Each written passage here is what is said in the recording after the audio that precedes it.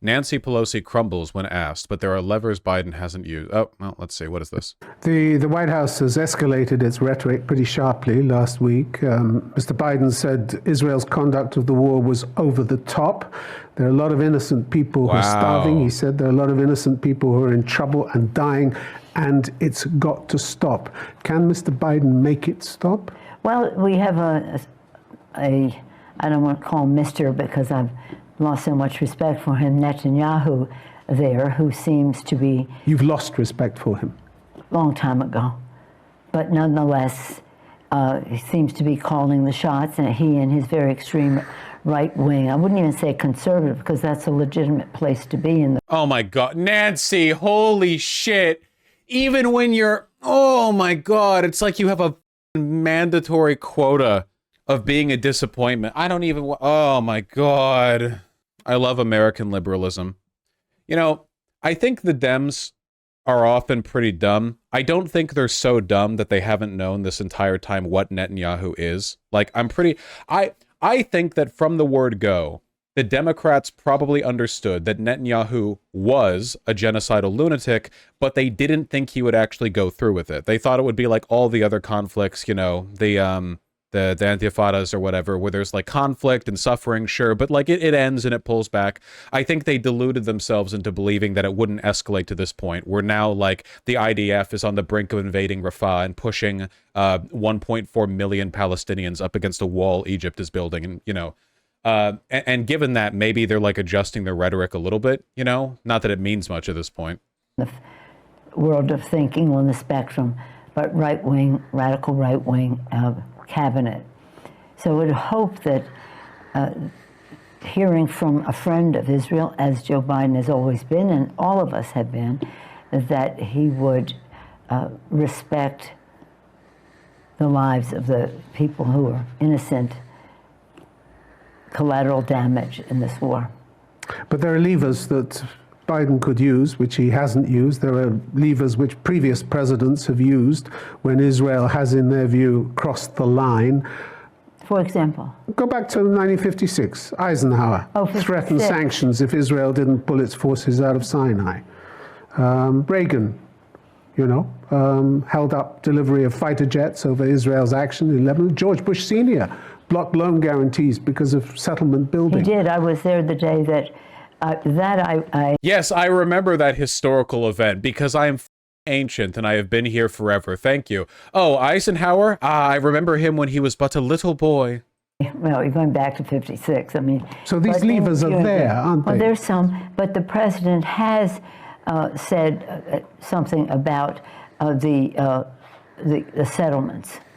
He has said something about the settlements. That's it, really. Master statecraft from somebody who's been doing this for ages. Fantastic. We'll talk about what he said. You know, he said something. But saying and blocking weapons supplies, for instance, are very different things, aren't they? Well, it's not. It's a path. It's a path, you know? Hey, listen, man. Saying something, that's a thing. You know, you could, yeah, that's a thing you can do to say something. We're saying things now. Maybe it's not so bad. Remarkable. Truly remarkable. Yeah, here's the thing that was said. Thank you for the link. Reuters. U.S. says Israel's new settlements in West Bank are inconsistent with international law. This is actually a pretty big deal. Like, obviously, with regard to the whole, you know, ongoing genocide thing, it seems kind of small potatoes. But yeah, this is and so basically, what's happened here is that a little while back, the Biden administration placed sanctions on some of the more outwardly violent and active West Bank settlers. You know, these are people who are literally like going town to town in the West Bank with armor and guns and like harassing, hassling, ousting, displacing, you know, Palestinians. And the Biden administration sanctioned like, I don't know, a dozen of these people, of the louder ones. And in spite of this, these settlers have been getting hundreds of thousands of dollars in online funds, some of which is presumably coming from the United States, which is illegal because they're sanctioned. Like, you know, $140,000 for Yinon Levy for allegedly assaulting Palestinian civilians in the occupied West Bank, unauthorized settler outposts from over 3,000 donors worldwide. Those contributions may be putting donors, crowdfunding sites, and the financial service firms that process the payments at risk of penalties for violating U.S. sanctions. Yeah, sanctions mean sanctions, right? So I guess we'll see what the fallout is from that. But after those sanctions were placed, I'm pretty sure that like literally the other day, thousands of new settlements have been approved, or sorry, thousands of new residences have been approved in the West Bank, like following this. So basically, Israel and the West Bank settlers are continuing to openly defy even the weak milquetoast condemnation the Biden administration is willing to offer them. So following that, now Blinken is coming out here and just flatly saying that these new settlements are a violation of international law. So that's wacky. Speaking at a news conference during a trip to Buenos Aires, U.S. Secretary of State Anthony Blinken said the United States was, quote, disappointed in Israel's announcement of plans for building new housing in the occupied West Bank, saying they were counterproductive to reaching an enduring peace. Yeah, man, that's what Israel's going for here. That's definitely the vibe. They're also inconsistent with international law. Our administration maintains a firm opposition to settlement expansion, and in our judgment, this only weakens and doesn't strengthen Israel's security, Blinken says. In November 2019, Trump Secretary of State Mike Pompeo announced that Washington no longer viewed Israel's settlements in West Bank land it captured in the 1967 Middle East War as inconsistent with international law, a reversal of 4 decades of U.S. policy. So America disapproved of the West Bank settlements for decades, and then Trump's Secretary of State said, actually, we're fine with it now, and now that decision has been undone. It is actually a pretty big deal to directly undo Pompeo's precedent on this, because it indicates not just like milquetoast condemnation, but rather an active opposition to, like, you know, active work being undone, I guess, you know, bad work nonetheless, but still. So it is meaningful. It's not entirely insignificant. It's just, did you see Mossad tweeting that Yemeni 9-year-olds are little Houthis and are not innocent? Oh, it's my little Hamas joke, except real. You know, this isn't actually Mossad, right? This is just an account called Mossad Commentary. Do you consider them innocent? And look at these little baby Houthis. Houthilets. Houthlets? Houthlets. Houthlings. Exactly. Is that a Ghostbusters cosplay? It did kind of look like it, didn't it? Yeah. Joe Biden's administration has opposed further expansion of settlements and counterproductive peace. Recently imposed sanctions. Right. So I guess between this and Nancy Pelosi saying she doesn't like Netanyahu, this is an indication that there's some move that's being made towards distancing themselves from the actions of Netanyahu that they were aware of and have fully supported and continue to support in many ways up until this point. What are you going to do, huh? What are you going to do? Optically speaking, there is no way to distance yourself from this at this point without like incredibly severe action. You know, like we're like not even at this point, even sanctions would not be sufficient. I mean, sanctions against the state of Israel, not just against some of the more violent West Bank settlers. You know, like it's you would have to commit. And I don't know if they're willing to commit that hard. So at this point, like, what the fuck is the point of even distancing yourself from Netanyahu? Like, are you going to do anything? And if not, then what's the point? Like, you know, it seems like an incredibly milquetoast effort being made to launder your own behavior, to distance yourself, to, you know, it's, I don't know. They don't have a spine. They won't do shit. Oh, no, well, my point is, at this point, I don't even know if having a spine would be beneficial. Think about it. If the Democrats pivoted, like, all the way over to the correct position and became, like, openly opposed to Netanyahu and Israel in every conceivable way, up to the point of, like, military intervention, that wouldn't be, like, to their favor politically. They've spent too long cultivating support for Israel and their followers. So, like, what the f they do, right? Like, it seems like it's too late politically.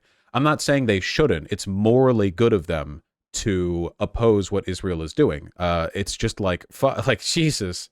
The Israel lobby is too powerful. I want to be careful with the language because it's not really the Israel lobby. AIPAC isn't powerful because of Israel. It's powerful because of conservatives.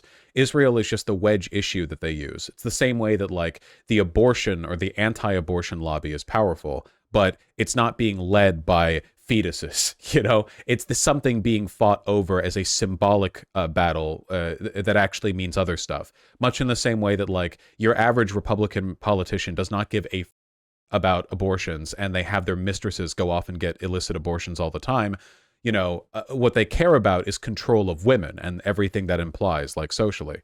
It's not really about the fetuses. And likewise, there are tons of like white nationalist American conservatives who think Jews are going to hell and only care about Israel insofar as it fulfills a biblical death prophecy. It's not really about Israel. I would go so far as to say that like cynical weaponization of Israeli power as a way of fronting broader conservative issues has extended into Israel itself. I mean, do you think Netanyahu is like a devout Jew? Do you think he gives a I don't think he gives a like, Israel isn't just incidentally a Jewish state. It's the Jewish state, You'd think that Netanyahu would have to be pretty like religiously aligned for that to make sense, but I don't think he is. I think it's all pretty cynical, How does Israel get destroyed in the Christian prophecy? It's a rapture thing, that the Jews need to occupy the Holy Land in order for the rapture to happen. Something like that. The details, I mean, it's biblical prophecy, so people like interpret it this way or another, but that is often how it's perceived, yeah.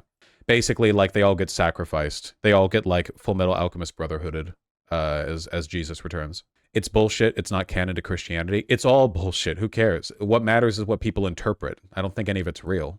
Will you ever do a charity stream to donate to you and to RWA? I keep saying this, and it feels really grim to have to keep repeating it, but I understand why people ask the question. The reason why there haven't been any charity streams is because, given the situation in Gaza, it's very possible that no amount of money given to any organization will meaningfully stop or help. Like, you can raise a bunch of money to a charity org, but if they're prevented from entering, or they just, like, the resources they need are blocked or whatever else, I don't even know what it will do or what it can do. And I don't want to have, like, a charity stream where it's like, yeah, we're going to raise a bunch of money. Like, I don't know if it'll do anything, When we raised money for what happened in Ukraine, it was for something that was very like direct and actionable, which was helping refugees leaving the country. That's something that like an NGO can work on and help directly. I can understand that. Like, it's difficult, but it's work that can be done. What can an org do right now in Rafah?